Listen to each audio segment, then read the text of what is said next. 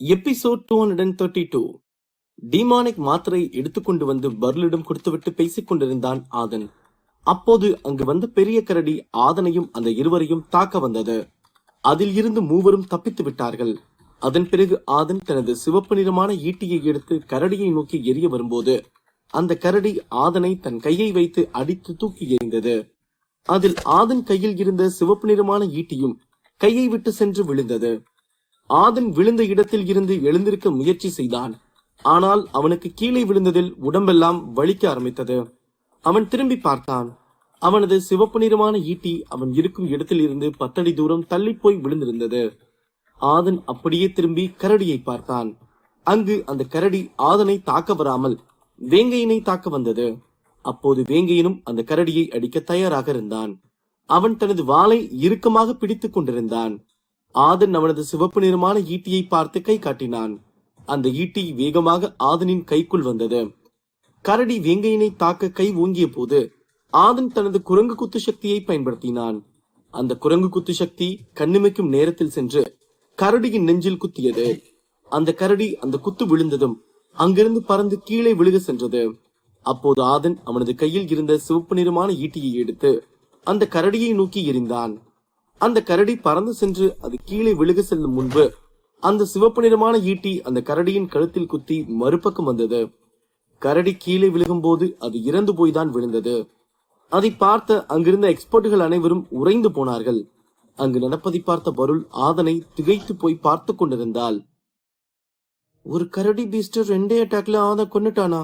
இவன் சக்தி எவ்வளவுதான் வலிமையாக இருக்குன்னு தெரியலையே. சரி, இத பத்தி எல்லாம் இவன் கிட்ட அப்புறம் பேசிக்கலாம். இப்போ இவனை இங்க இருந்து கிளம்ப சொல்றதுதான் நல்லது. ஏன்னா அந்த தயாளன் நீங்க வந்தான்னா ஆதனை கொல்றது கூட தயங்க மாட்டான் என்று நினைத்துவிட்டு வேகமாக ஓடி சென்று அந்த கரடியிடமிருந்து ஒரு டீமானிக் மாத்திரையை எடுத்துக்கொண்டு வந்து ஆதனுக்கு அருகில் நின்றாள். அப்போது வேங்கையினும் ஓடி வந்து ஆதனை பார்த்து, சரியான அடி சரியான நேரத்தில் அடிச்ச ஆதன், உனக்கு எதுவும் காயம் இல்லையே என்று கேட்டான். எனக்கு எந்த பிரச்சனையும் இல்லடா, உடம்புதான் கீழே விழுந்ததுல வலிக்குது, மத்தபடி நான் சூப்பரா இருக்கேன் என்று கூறினான் ஆதன். அப்படியா, அப்ப நீ இங்க இருந்து கிளம்பு. இந்தா அந்த கரடி உடம்புல இருந்த மாத்திரை, இதை எடுத்துட்டு கிளம்பு, போ போ என்று கத்தினாள் பருள். அதை கேட்ட ஆதன், ஏய் எதுக்கு என்ன இப்படி துரத்துற? பொறுமையா போய்க்கலாம் பருள். ஆமா, இது என்ன மாத்திரை என்று கேட்டான். இந்த கரடி விழுந்த சத்தம் கேட்டு அந்த பக்கம் இருந்து 3 நபர்கள் நடந்து வந்தார்கள். அவர்கள் மூவரும் எக்ஸ்பர்ட் லெவலில் வலிமை மிக்க நபர்கள் என்று பார்க்கும் போதே நன்றாக தெரிந்தது. அங்கு வந்த மூவரில் ஒருவரை ஆதனுக்கு நன்றாக தெரியும். அது வேறு யாரும் இல்லை, தருண் தான். அவன்தான் எக்ஸ்பர்ட் லெவல் ரேங்கிங்கில் 6வது இடத்தில் இருப்பவனாகும். இத்தனை நாட்கள் கழித்து இந்த இடத்தில் தருணை மீண்டும் சந்திப்பான் என்று ஆதன் நினைத்து கூட பார்க்கவில்லை. தருணும் ஆதனை பார்த்தான். அவன் கோபத்துடனும் வெறுப்புடனும் ஆதனை பார்த்து கொண்டே வந்தான். ஆதன் அவனை பார்த்து சிறு புன்னகை மட்டும் செய்துவிட்டு நின்று கொண்டிருந்தான். தருண் ஆதனை பார்த்த போது அவன் அந்த ரகசிய இடத்தில் வைத்து தருணை சித்திரவதை செய்தது ஞாபகம் வந்தது. அதனால் அவன் ஆதனை பார்க்க பார்க்க கோபம் அவனுக்கு மேலும் மேலும் அதிகமாகிக் கொண்டே இருந்தது. அப்போது ஆதன் அந்த இருவரையும் குழப்பத்துடன் பார்த்து கொண்டிருந்தான். ஆதன் அங்கிருந்த எக்ஸ்பர்ட்கள் யாராவது அவர்கள் யாரென்று சொல்ல மாட்டார்களா என்று பார்த்து கொண்டிருந்தான். அப்போது அங்கிருந்த ஒரு எக்ஸ்பர்ட் அவனது நண்பனிடம், ஆகா, தருண், தயாளன், அப்புறம் அவனோட நண்பன் மகேந்திரன் எல்லாரும் இந்த இடத்துக்கு வந்துட்டாங்களே. இந்த சிங்கமுகன் வேற அடிபட்டு கிடக்குறான். ஆதனுக்கு இனிதான் பிரச்சனையே ஆரம்பிக்க போகுதுன்னு நினைக்கிறேன். ஏன்னா அவங்க 3 பேரும் மதுரா அகாடமியோட சிறந்த எக்ஸ்பர்ட் லெவல் வீரர்கள். அதுவும் இல்லாம 4வது எக்ஸ்பர்ட் லெவல் சக்தியில இருக்க தயாளன் தம்பி வேற எலும்பு உடைஞ்சு கிடக்குறான். இங்க பீஸ்ட கொல்றதுக்கு வந்ததுக்கு நமக்கு ஒரு நல்ல சண்டை காட்சி காத்துக்கிட்டு இருக்கு என்று கூறினான். அதை கேட்ட ஆதன் சிறு புன்னகை செய்துவிட்டு அந்த மூவரையும் பார்த்து கொண்டிருந்தான். அப்போது அமைதியாக வந்த அந்த மூவரும் அங்கு விழுந்து கிடந்த கரடியை பார்த்தார்கள். அது யாரால் கொல்லப்பட்டது என்று அந்த மூவரில் இருவருக்கு சந்தேகம் இருந்தது. ஆனால் தருணுக்கு தெரியும் அந்த கரடியை கொன்றது ஆதனாகத்தான் இருக்கும் என்று. தயாளன் அப்படியே திரும்பி மறுபக்கம் பார்த்தார். அங்கு தனது தம்பியான சிங்கமுகன் காயங்களுடன் கீழே விழுந்து கிடந்தான். அதை பார்த்த தயாளன் முகம் பதட்டமடைந்தது. அவன் வேகமாக தனது தம்பியிடம் சென்று, சிங்கமுகா, உனக்கு என்னடா ஆச்சு? யாரா உன்னை இப்படி அடிச்சு காயப்படுத்தினது என்று பதட்டத்துடன் கேட்டான். அதை கேட்டதும் சிங்கமுகன் ஆதனை நோக்கி கை காட்டினான். இவன் தான் அடிச்சு இப்படி காயப்படுத்திட்டான். என் ஒரு பக்க தோள்பட்ட எலும்பு உடஞ்சு போச்சுனா, அது மட்டும் இல்லாம என் உடம்புல இருக்க உள்ளுறுப்புகள் எல்லாம் காயம் ஆயிடுச்சுன்னா என்று கண்ணீருடன் கூறினான். அதை கேட்டதும் தயாளனின் கோபம் எல்லை மீறியது. அவன் திரும்பி ஆதனை கொலைவெறியோடு பார்த்தான். ஆதனை பார்த்துவிட்டு, ஒரு எக்ஸ்பர்ட் லெவலுக்கு வந்தவன் கையால் அடி வாங்கிட்டு இப்படி கிடக்குறானே, இவனெல்லாம் என்ன சொல்லி திட்டுறது என்று நினைத்து சிங்கமுகனின் நிலையை பார்த்து மனதிற்குள் திட்டிவிட்டு சிங்கமுகன் கூறியதை கேட்ட தருண், ஆகா, நம்ம தான் ஆதனை கொல்ல முடியல, ஆனா இப்ப நம்ம நினைச்சா ஆதனை கொல்ல முடியும். இந்த தயாளனை வச்சு ஆதனை இன்னைக்கு முடிச்சிட வேண்டியதுதான் என்று நினைத்து தந்திரமாக சிரித்தான். அப்போது தயாளன் சிங்கமுகனை பார்த்து எதனால் இந்த சண்டை வந்தது என்று கேட்பதற்கு வந்தான். அப்போது அவனை குறுக்கிட்ட தருண், என்ன தயாளு, உன் தம்பியை ஒருத்தன் அடிச்சிருக்கான், நீ இன்னும் உட்காந்து தம்பி கிட்ட பேசிட்டு இருக்க. அங்க பாரு, நம்ம தம்பி அடிச்சவன் எப்படி திமிரா நின்னுட்டு இருக்கான் பாரு. அவனை முதல்ல 2 தட்டு தட்டு மச்சான், அப்பதான் அவனுக்கு பயம் இருக்கும் என்று கூறினான். உண்மைதான் தருண் என்று கூறிவிட்டு தனது இடத்திலிருந்து கோபமாக எழுந்தான் தயாளன். அதன் பிறகு தயாளன் ஆதனை நோக்கி நடந்து சென்றான். அதை பார்த்த தருண் வஞ்சகமாக சிரித்துவிட்டு திரும்பி மகேந்திரனை பார்த்தான். அவனும் தருணை பார்த்தான். அதன் பிறகு இருவரும் தயாளனை பின்தொடர்ந்து சென்றார்கள். மூவரும் ஆதனை நோக்கி கோபமாக நடந்து வருவதை பார்த்த பொருள் ஆதனை பார்த்து, ஆதன், அவங்க 3 பேரும் வர்றதை பார்த்தா இங்க ஏதோ பிரச்சனை ஆக போகுதுன்னு நினைக்கிறேன். அதனால நீ பேசாம இங்க இருந்து போயிரு, அவனுங்களை நான் பேசி அனுப்பி விட்டுறேன் என்று கூறினாள். ஆதனுக்கும் தயாளனுக்கும் சண்டை வரக்கூடாது என்று எண்ணி ஆதனுக்கு அறிவுரை கூறினாள் பொருள். தயாளனின் சக்திக்கு முன்பு ஒரு 4வது எக்ஸ்போர்ட் லெவல் சக்தியில் இருப்பவனே தாக்குப்பிடிக்க முடியாது. இதில் ஆதன் எப்படி அவனை சமாளிக்கப் போகிறான் என்று பொருள் பயந்து கொண்டுதான் ஆதனுக்கு இப்படி ஒரு அறிவுரையை கூறினாள். ஆதன் பருளை பார்த்து சிறு புன்னகை செய்துவிட்டு, இரு பருள், அவனுங்க என்னதான் பண்றானுங்கன்னு பாக்கலாம். அவனுங்க என் தலையை சீவிட போறாங்களா? அப்படி கை வச்சாதான் என் நண்பர்கள் நீங்க 2 பேரும் அவங்கள சும்மா விட்டுருவீங்களா என்ன என்று கேட்டான். அதை கேட்ட பருள் சரி என்று மட்டும் கூறிவிட்டு அந்த மூவரையும் பார்த்து நின்றாள். அங்கிருந்த எக்ஸ்போர்ட்டுகள் அனைவரும் தயாளனின் சக்தியை பற்றி அப்படி இப்படி என்று பெருமை பேசுவதை பார்த்த ஆதன் அவனது சக்தி எப்படி இருக்கிறது என்று பார்க்க வேண்டும் என்றுதான் நின்று கொண்டிருந்தான். ஆதன் அந்த மூவரையும் துணிச்சலாக பார்த்து கொண்டிருப்பதை பார்த்த பொருள் ஆதன் மீது நம்பிக்கையுடன் நின்று கொண்டிருந்தாள். ஆதனுக்கு எதிரில் வந்து நின்ற தயாளன், என் தம்பியை அடிச்சு காயப்படுத்தினது நீயா என்று கோபத்துடன் கேட்டான். நான் தான் அவன் அடிச்சது, ஆனா அவன் தான் முதல்ல என்ன அடிக்கணும்னு வந்தான், அதனாலதான் அடிச்சேன் என்று தைரியமாக கூறினான் ஆதன். அப்ப நீ என் தம்பியை அடிச்சிருக்க இல்லையா? அவன் என்னோட தம்பின்னு தெரிஞ்சு கை வச்சிருக்க இல்லையா என்று கேட்டான் தயாளன். எனக்கு அவன் யாருன்னெல்லாம் தெரியாது, நீ யாருன்னு தெரியாதுடா, ஏன்டா இப்படி கேள்வி மேல கேள்வி கேட்டுட்டு இருக்க என்று முகத்தை சுளித்துக் கொண்டு கூறினான் ஆதன். அதை பார்த்த தயாளன், ஓஹோ, சாரி, என் தம்பி அடிச்சதும் இல்லாம என்கிட்டயே முகத்தை சுழிச்சிட்டு பேசுறியா? நீ இப்ப வரைக்கும் நாங்க யாருன்னு தெரியாம இருந்திருக்கலாம், ஆனா இன்னைக்கு இருந்து உன் வாழ்க்கையோட கடைசி நாள் வரைக்கும் எங்களை மறக்க மாட்டடா என்று கூறினான். அதை கேட்ட ஆதன், அப்படியா, அப்படி என்னடா பண்ண போறீங்க என்ன என்று கிண்டலாக கேட்டான். அப்போது தருண் தயாளனை பார்த்து, என்ன தயாள் இவங்கிட்ட போய் பேச்சுவார்த்தை நடத்திக்கிட்டு இருக்க? அவன் கை கால உடப்பேன்னு பார்த்தா அவன் பாரு எப்படி திமிராவும் கிண்டலாவும் பேசிட்டு இருக்கான்னு. அவன் கிட்ட பேசினதெல்லாம் போதும், சும்மா மிரட்டினா போதும், அவனே கை காலை உடைச்சிட்டு மன்னிப்பு கேட்டுட்டு போயிடுவான்டா என்று மெல்லமாக கூறினான். அதை கேட்ட தயாளன் தலையசைத்து விட்டு ஆதனை பார்த்து, டேய், போதும் போதும், உன்னை நான் பேச விட்டு பார்த்தது. இப்போ நீ என் தம்பி அடிச்சதுக்கு நீயே உன் கை காலை உடைச்சிட்டு என்கிட்டையும் என் தம்பிக்கிட்டையும் மன்னிப்பு கேளு, உன்னை கொல்லாம விட்டுறேன், இல்லேனா வை என்று மிரட்டினான். அதை கேட்ட ஆதன் சிரித்து விட்டு, அப்படிலாம் பண்ண முடியாதுடா, உன்னால என்ன பண்ண முடியுமோ பண்ணி பாத்துக்கலாம் என்று சவால் விட்டான். அதை கேட்ட அங்கிருந்த எக்ஸ்போர்ட்டுகள் அனைவரும் திகைத்து போனார்கள். அவர்கள் மட்டுமல்ல, அங்கு நின்று கொண்டிருந்த பருள் மற்றும் வேங்கையின் கூட உறைந்து போனார்கள். ஏனென்றால் ஆதன் இப்போதுதான் முதல் எக்ஸ்போர்ட் லெவல் சக்தியில் இருக்கிறான். ஆனால் அவனை விட 4 மடங்கு மிகவும் சக்தி வாய்ந்தவன் தயாளன்.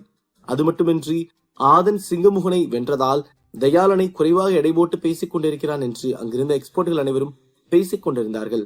அப்போது ஆதனின் பேச்சை கேட்ட சிங்கமுகன், அண்ணா, அவனுக்கு எவ்வளவு தைரியம் இருந்தா உங்ககிட்டயே இப்படி பேசியிருப்பான், நீங்க சொல்லியும் அவன் கேட்கலனா அவனுக்கு உங்க சக்தி என்னன்னு காட்டுங்கண்ணா, அவனை கண்ணு மிக்கிற நேரத்துல கொன்னுட்டு வாங்கண்ணா, அவனுக்கு உயிர் மேல பயம் இருந்தா அவன் கண்டிப்பா நீங்க சொன்னதை செஞ்சிருப்பான், அவனை கொல்லுங்கண்ணா என்று கத்தினான்.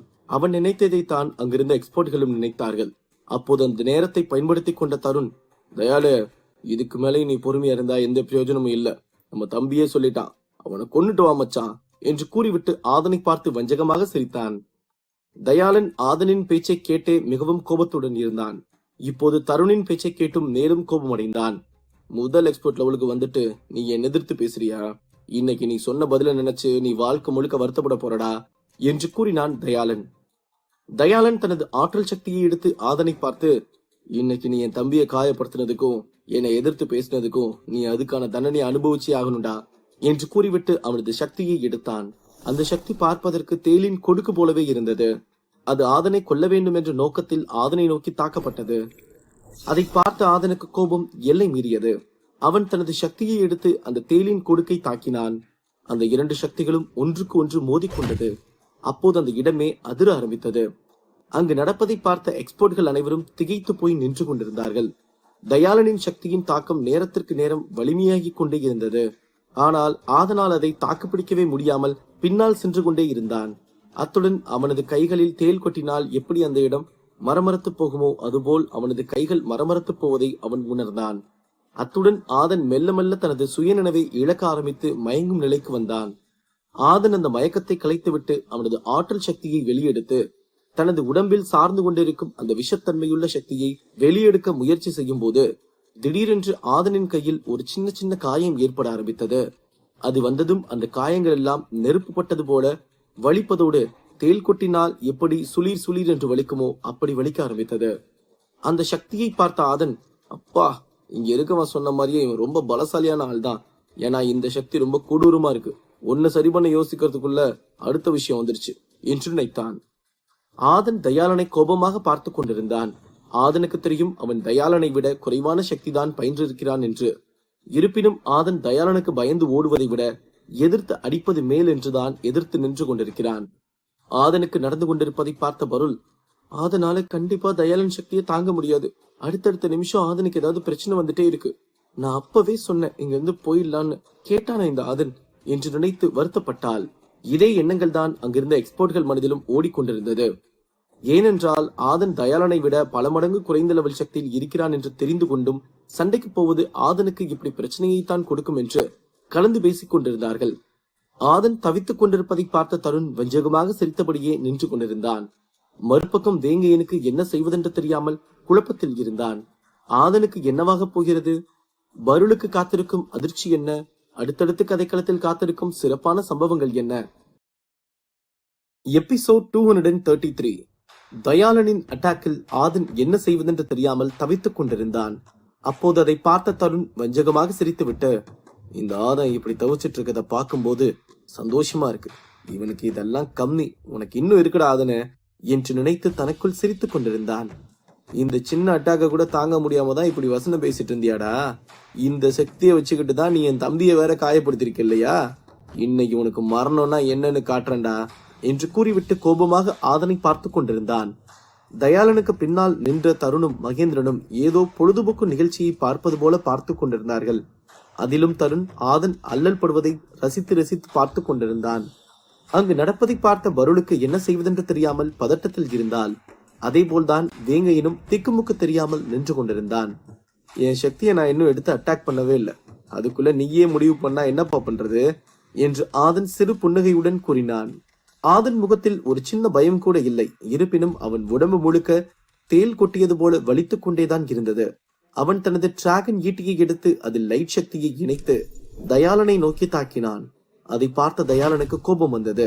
அவன் அவனது ஆற்றல் சக்தியை ஒன்றுபடுத்தினான். அது கருப்பு நிறமாக மாறி அவனுக்கு பாதுகாப்பு கவசம் போல வந்தது.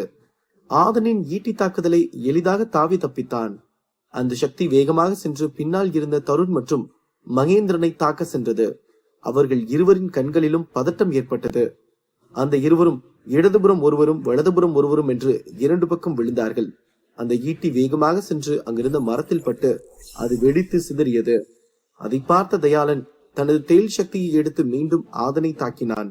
இந்த முறை கடந்த முறை தாக்கியதை விட மிகவும் வலிமையாக தாக்கினான் தயாளன். அதை பார்த்த ஆதன் தனது நெருப்பு சக்தியை எடுத்தான். எதிரில் தேள் சக்தி வந்து கொண்டிருந்தது. அது ஆதனை நெருங்க நெருங்க தேள் போல உருவம் எடுத்துக்கொண்டு வந்தது. அப்போது ஆதன் அவன் கையில் இருக்கும் நெருப்பு சக்தியை எடுத்து அந்த தேலை நோக்கி தாக்கினான். ஆதனின் நெருப்பு சக்தியும் அந்த தேலை நெருங்க நெருங்க அப்படியே பெரிதாகி கொண்டே சென்றது. அதை பார்த்து அங்கிருந்த எக்ஸ்போர்ட்கள் அனைவரும் உறைந்து போய் ஆதனையே பார்த்து கொண்டிருந்தார்கள். அந்த நெருப்பு சக்தி தன்னை நெருங்க நெருங்க பெரிதாகி கொண்டே இருப்பதை பார்த்து பேரதிர்ச்சி அடைந்தான் தயாளன்.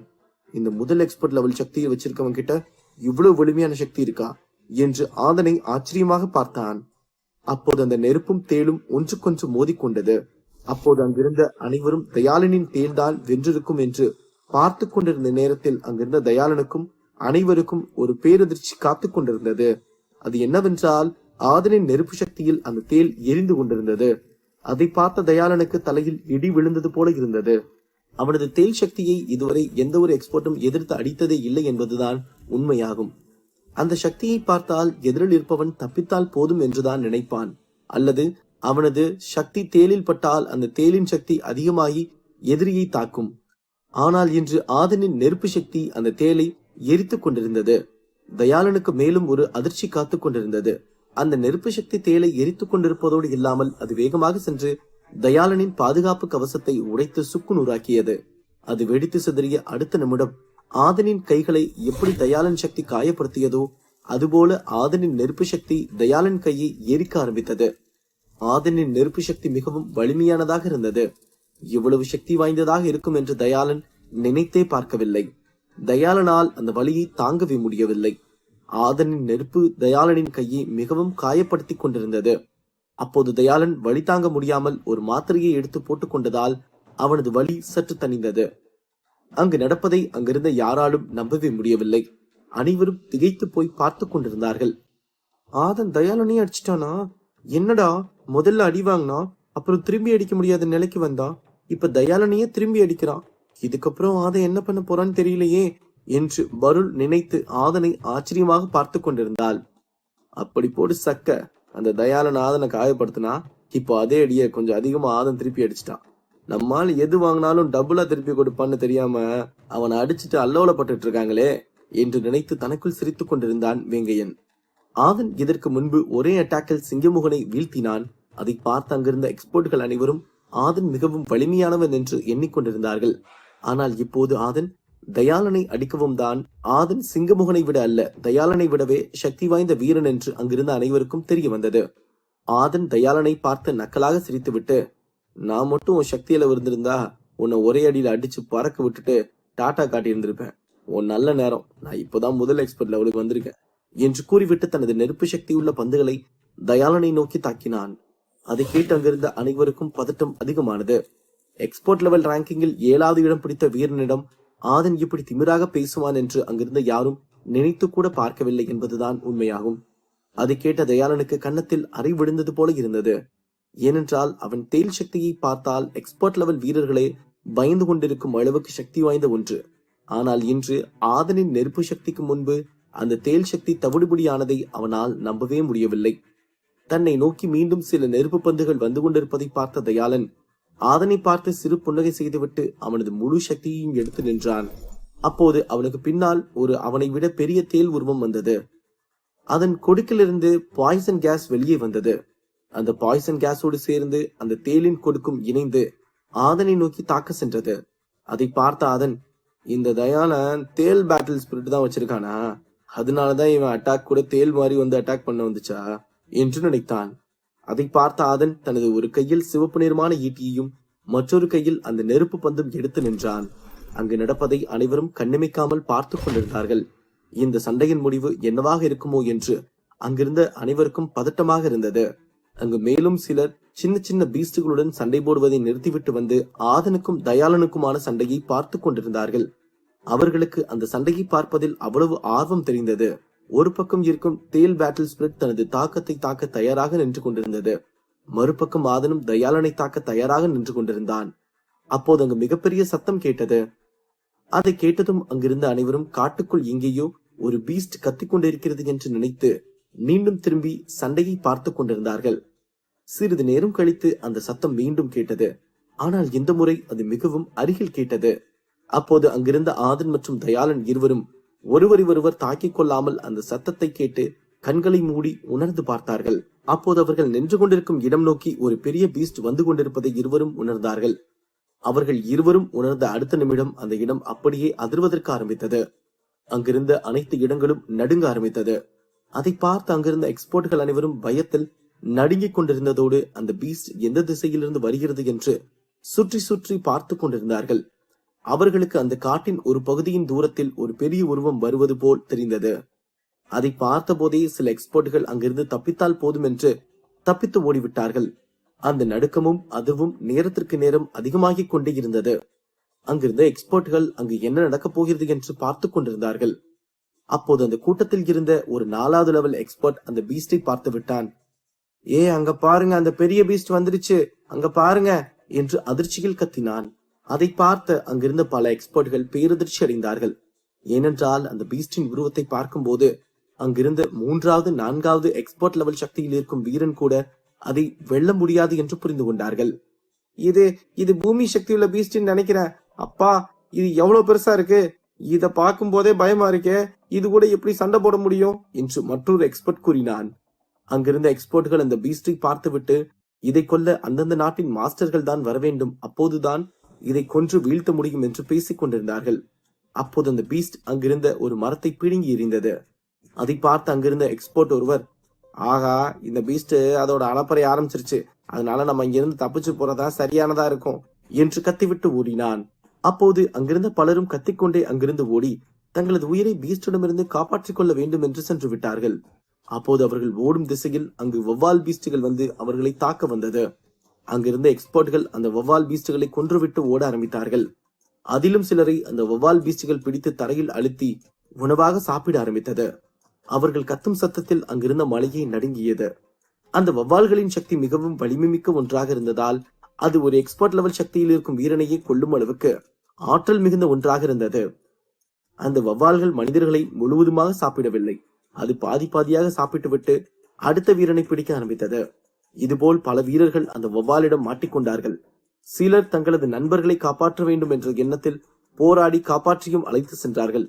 அதையெல்லாம் பார்க்கும்போது உயிர் தப்பித்தால் போதும் என்று அங்கிருந்த வீரர்கள் அவரவர் சக்தியை பயன்படுத்தி அந்த வவ்வால் பீஸ்டுகளை கொன்று குவித்துக் கொண்டு அங்கிருந்து தப்பித்து சென்றார்கள். சிறிது நேரத்தில் அந்த இடம் மீண்டும் கலவர பூமியாக மாறியது. அந்த இடத்தில் பல வவ்வால் பீஸ்டுகள் இறந்து கிடந்ததோ அதே அளவுக்கு வீரர்களும் காலில்லாமலும் கையில்லாமலும் இரத்தத்தோடு இறந்து கிடந்தார்கள். அப்போது மறுபக்கம் அங்கிருந்த பெரிய பீஸ்டுகளும் சில வீரர்களை தனது வாயில் போட்டு கடித்துக் கொன்றுவிட்டு தரையில் துப்பிக் கொண்டும் இருந்தது. அதன் தாக்குதலில் இருந்தும் சில வீரர்கள் தப்பித்துக் கொண்டும் அதை தாக்கிக் கொண்டும் தான் இருந்தார்கள். அந்த வீரர்களில் வேங்கையனும் ஒருவனாகும். அங்கிருந்த எக்ஸ்பர்ட்கள் அந்த ஆபத்திலும் பெரிய பீஸ்டுடன் சண்டை போட்டுக் கொண்டிருக்கும் வேங்கையனையும் மேலும் சில எக்ஸ்பர்ட்களையும் ஆச்சரியமாக பார்த்து கொண்டிருந்தார்கள். சில எக்ஸ்பர்ட்கள் அங்கிருந்து தப்பித்து சென்று விட்டார்கள். சிலர் ஆங்காங்கே மறைந்தும் அமர்ந்தும் கொண்டார்கள். அப்படி அந்த பீஸ்ட் தங்களை நோக்கி தாக்கும் திசையை வந்தால் தப்பித்து ஓடிக்கொள்ளலாம் என்று எண்ணிக்கொண்டிருந்தார்கள். இந்த போர்க்களத்திலும் ஆதனும் தயாளனும் எதிரெதிரில் நின்று சண்டை போட்டுக் கொண்டுதான் இருந்தார்கள். ஆதனின் தாக்குதல்களை தாங்க முடியாமல் தயாளன் சற்று தளர்ந்து போனான். அப்போது பருள் அந்த கோரமான மிருகத்தை பார்த்துவிட்டு ஆதனுக்கு அருகில் சென்று, ஆதன், அந்த பெரிய பீஸ்ட் வந்துருச்சு, இதுக்கு மேல நம்ம இங்க இருக்கிறது சரியா இருக்காது, வா போலாம் என்று பதட்டத்தில் கூறினாள்.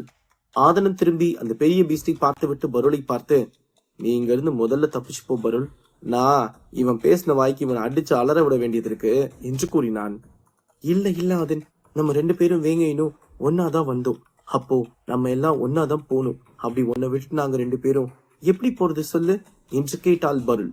அப்போதும் ஆதன் திரும்பி தயாளனை பார்த்தான். அதை பார்த்த பருள் தனது சக்தி ஆற்றலை எடுத்து தயாளனை அடித்தான். அப்போது தயாளன் பறந்து சென்று விழுந்தான். அதை பார்த்த தயாளன் ஆதனை பார்த்து, என்னடா உன்னால அடிக்க முடியலன்னு பருளை வச்சு அடிக்க பாக்குறியா என்று கோபமாக கேட்டான். அங்கு அந்த பீஸ்ட் தயாளன் பக்கம் திரும்பியதை பார்த்த தருண், மச்சான், அந்த பீஸ்ட் நம்ம பக்கம் திரும்பிருச்சுடா, சீக்கிரமா நம்ம இங்கிருந்து போயிடலாம் என்று கத்தினான்.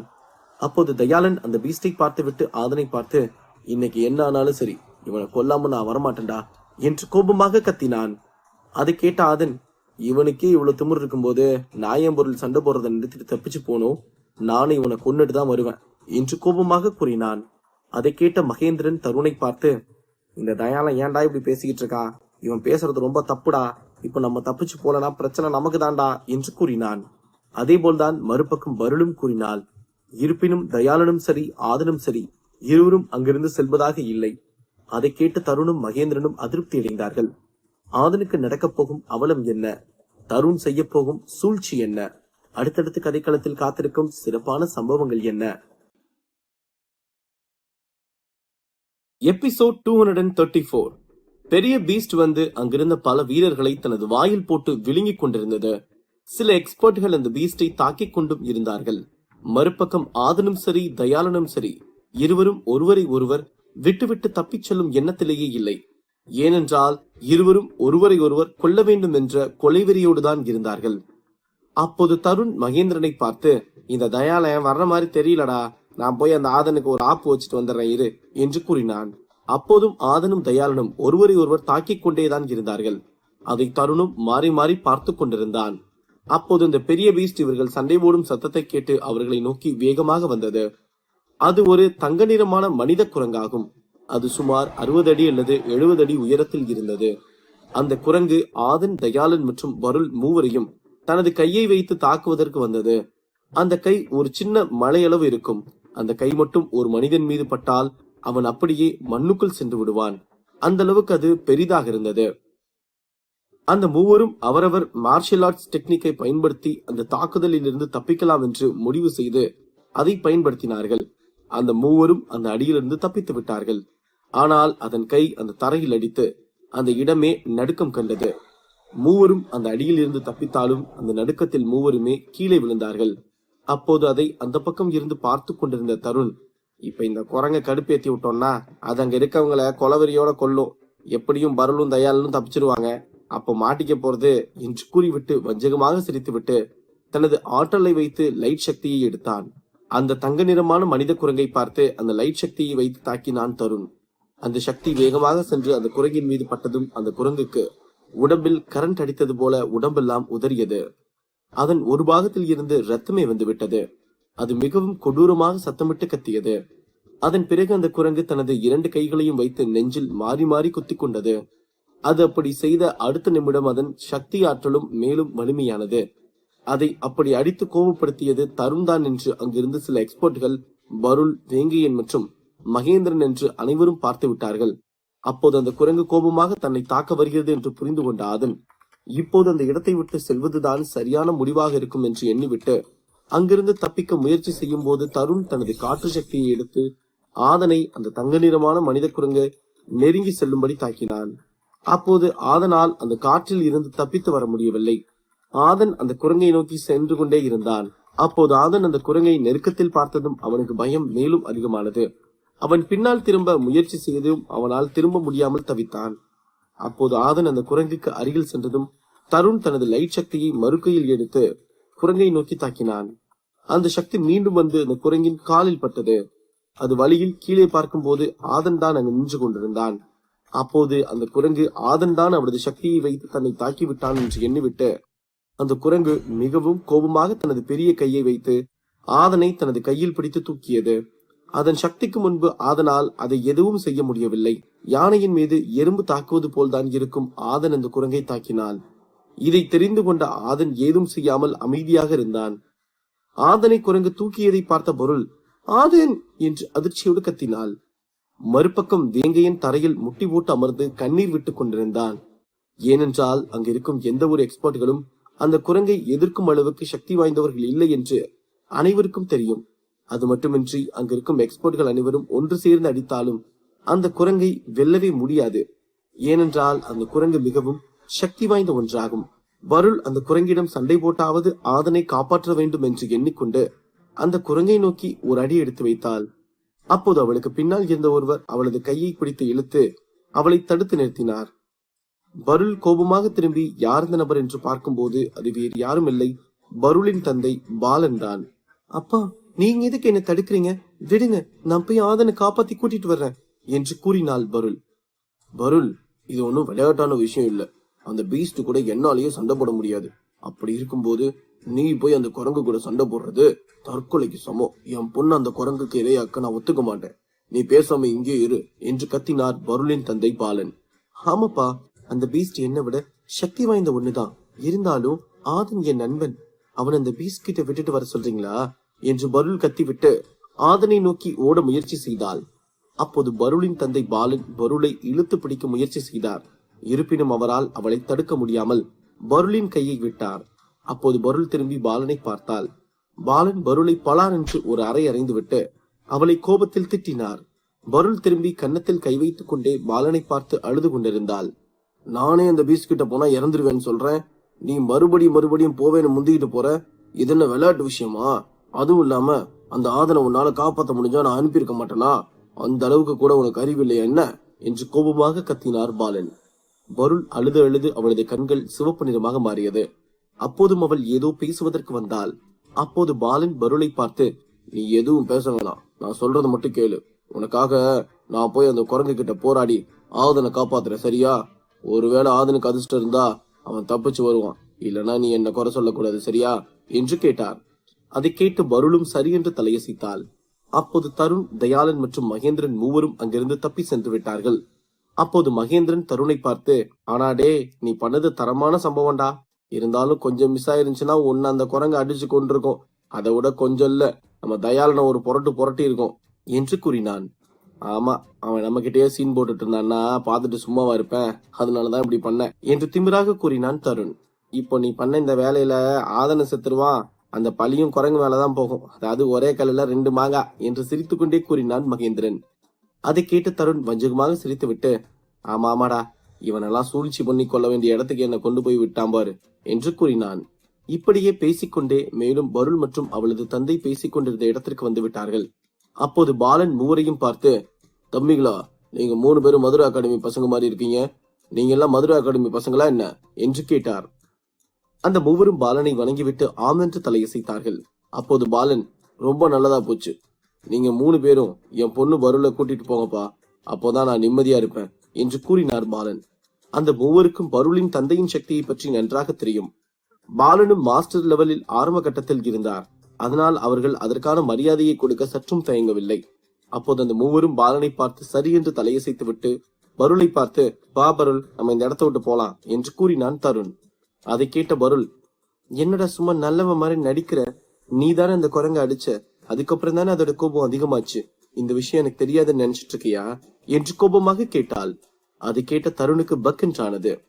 அந்த விஷயத்தை அங்கிருந்து யாரும் பார்த்திருக்க மாட்டார்கள் என்றுதான் தருண் நினைத்துக் கொண்டிருந்தான். ஆனால் இப்போது பருள் அந்த கேள்வியை கேட்கவும் அவனுக்கு என்ன பதில் சொல்வதென்று தெரியாமல் மொழித்துக் கொண்டிருந்தான். அதை கேட்ட பாலன் திரும்பி தருணை கோபமாக பார்த்தார். அப்போது மகேந்திரன் தருணை பார்த்து, மச்சான், பாலன் ஐயா வேற இருக்காரு, ஏதாவது சொல்லி சமாளிடா, இல்லனா அவரை உன்னை சும்மா விட மாட்டாரா என்று கூறினான். அப்போது தருண் பருளை பார்த்து, ஏ பருள், நீ என்ன சொல்ற? அப்படியெல்லாம் எதுவும் இல்லையே, நீ என்ன தப்பா புரிஞ்சுட்டு பேசுறேன்னு நினைக்கிறேன் பருள். நான் போய் ஆதனையே அந்த குரங்கு கிட்ட மாட்டி விட போறேன், சொல்லு. வேற யாரோ பண்ணதை நான் பண்ணேன் நீ நினைச்சிட்டு இருக்க போல என்று கூறி சமாளிக்க பார்த்தான். அதை கேட்டதும் பருளுக்கு கோபம் மேலும் அதிகமானது.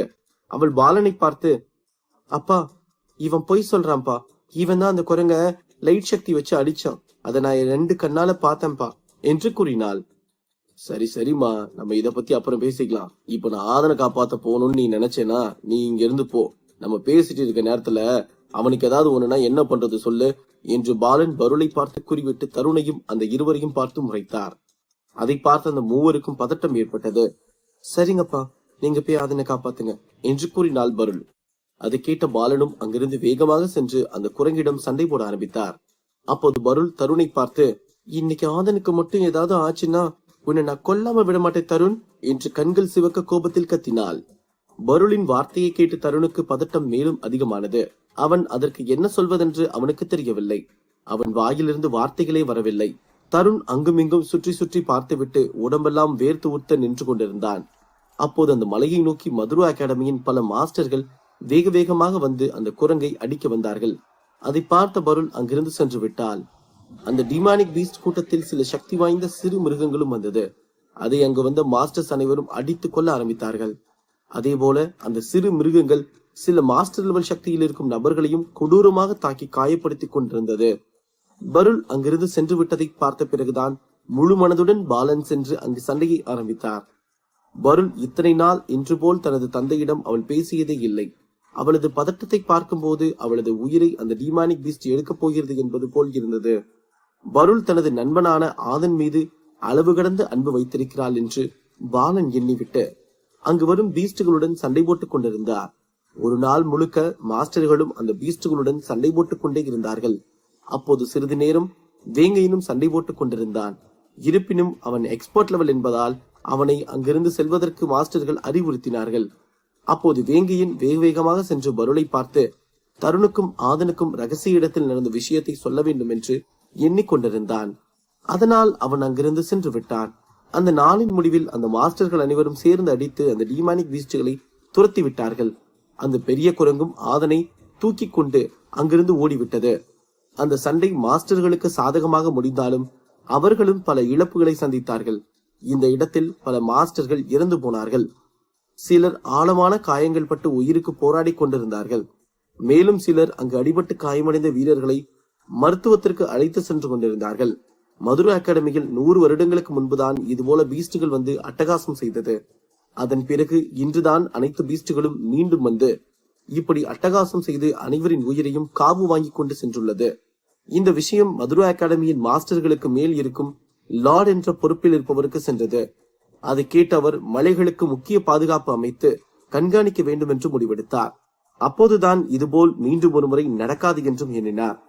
இதற்காக முக்கிய மாஸ்டர்களுக்கு பயிற்சி கொடுத்து அந்த மலையை சுற்றி பாதுகாப்பு போட வேண்டும் என்று முடிவெடுத்தார் லார்ட். அதை அங்கிருந்த அனைத்து மாஸ்டர்களும் ஒப்புக்கொண்டனர். 2 நாட்களுக்கு பிறகு பருள் தனது அறையில் அமர்ந்து ஆதனுக்கு என்னவாயிருக்கும் என்று யோசித்துக் கொண்டிருந்தாள். கடந்த 2 நாட்களாக அவள் அவளது அறையை விட்டு வெளியே வரவே இல்லை. பருளுக்கு இருந்த ஒரே எண்ணம் ஆதனுக்கு ஏதேனும் ஆயிருக்க கூடாது என்பது மட்டும்தான். அவள் பித்து பிடித்தது போல அங்குமிங்கும் நடந்து கொண்டும் படுத்து அழுது கொண்டும் தான் இருந்தாள்.